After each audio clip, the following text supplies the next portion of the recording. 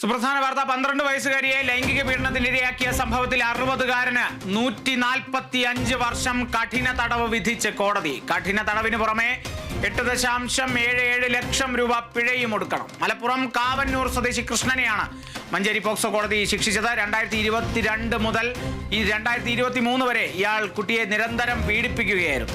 മിഠായി നൽകാമെന്ന് പറഞ്ഞ് ഇയാൾ താമസിക്കുന്ന വീട്ടിലേക്ക് വിളിച്ചു വരുത്തി പീഡിപ്പിക്കുകയും അശ്ലീല വീഡിയോ കാണിച്ച് കുട്ടിയെ ശാരീരികമായും ഉപദ്രവിക്കുകയുമായിരുന്നു. ശിക്ഷ വിധിച്ചത് മഞ്ചേരി പോക്സോ കോടതിയാണ്. 1 വർഷത്തിലേറെ ഇയാൾ കുട്ടിയെ നിരന്തരം പീഡിപ്പിക്കുകയായിരുന്നു എന്നുള്ളതാണ് കോടതി കണ്ടെത്തിയിരിക്കുന്നത്. അതിന് പുറത്താണ് ഇപ്പോൾ ശിക്ഷ വിധിച്ചിരിക്കുന്നത്. 145 വർഷം കഠിന തടവാണ് മലപ്പുറം മഞ്ചേരി പോക്സോ കോടതി ശിക്ഷ വിധിച്ചിരിക്കുന്നത്. കഠിന തടവിന് പുറമെ 8.77 ലക്ഷം രൂപ പിഴയും മലപ്പുറം കാവന്നൂർ സ്വദേശി കൃഷ്ണൻ ഒടുക്കണം.